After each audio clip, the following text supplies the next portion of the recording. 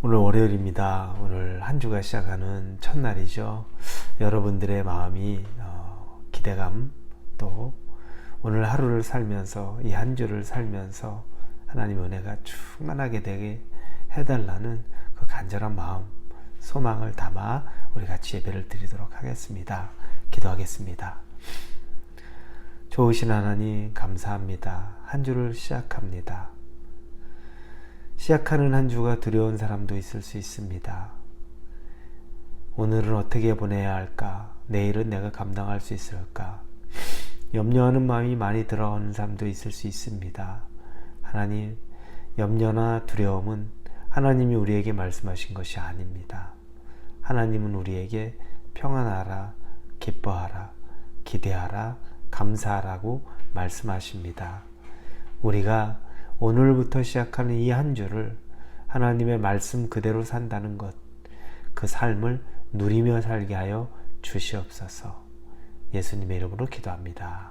아멘. 오늘 말씀은 마가복음 11장입니다. 11장 20절부터 25절까지의 말씀을 우리 같이 읽도록 하겠습니다. 우리 11장 20절부터 같이 보겠습니다. 그들이 아침에 지나갈 때 무화과 나무가 뿌리째 마른 것을 보고 베드로가 생각이 나서 여짜오되 라삐여 보소서 저주하신 무화과 나무가 말랐나이다. 예수께서 그들에게 대답하여 이르시되 하나님을 믿으라.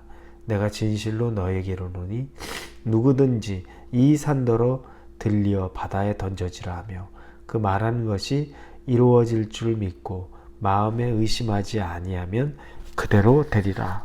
그러므로 내가 너에게 말하노니 무엇이든지 기도하고 구하는 것은 받은 줄로 믿으라. 그리하면 너희에게 그대로 되리라. 서서 기도할 때에 아무에게나 혐의가 있거든 용서하라. 그리하여야 하늘에 계신 너희 아버지께서도 너희 허물을 사하여 주시리라 하시니라. 아멘. 무화과나무에 대한 이야기가 오늘 시작됩니다. 그런데 이 이야기는 사실은 그 전에 있었던 일의 연장선상입니다. 예수님께서 이제 시장한 상태에서 좀 뭘 먹을 걸 찾는데 멀리서 보니까 무화과 나무가 보였습니다. 제자들도 같이 있었죠. 근데 그 무화과 잎사귀를 본 겁니다. 그래서 예수님은 기대를 했습니다.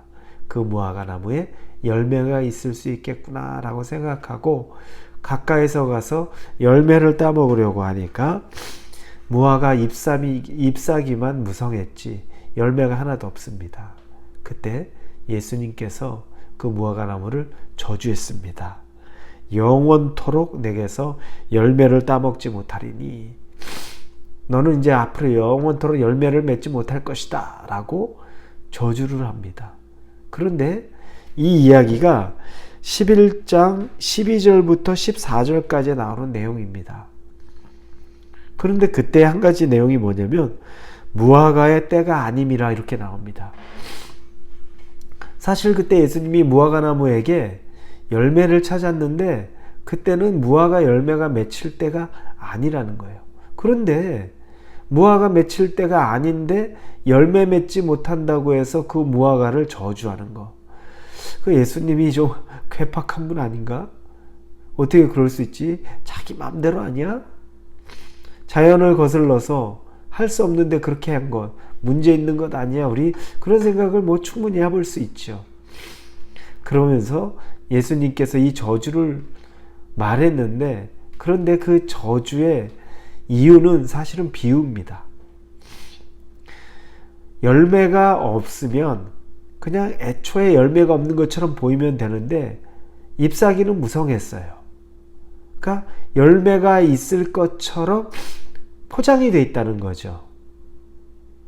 예수님은 그걸 그 당시에 바리새인이나 제사장들이나 이런 율법학자들, 이런 사람들을 보면서 비유로 말한 겁니다. 그 사람들은 열매는 하나도 없는데 있어 보이는 잎사귀 같은 포장된 것만 가득한 겁니다. 가까이서 보니까 열매가 없더라는 겁니다. 그래서 저주를 하신 거죠. 속이는 것, 자신을 속이는 것, 남을 속이는 것, 이것들은 저주받을 것이라고 말하는 것과 똑같습니다.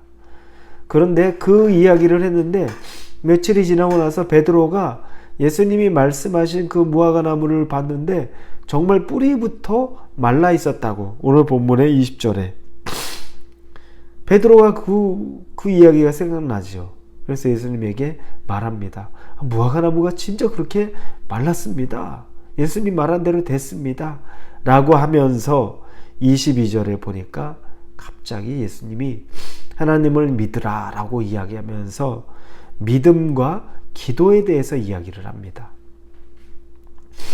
믿음과 기도의 상관관계.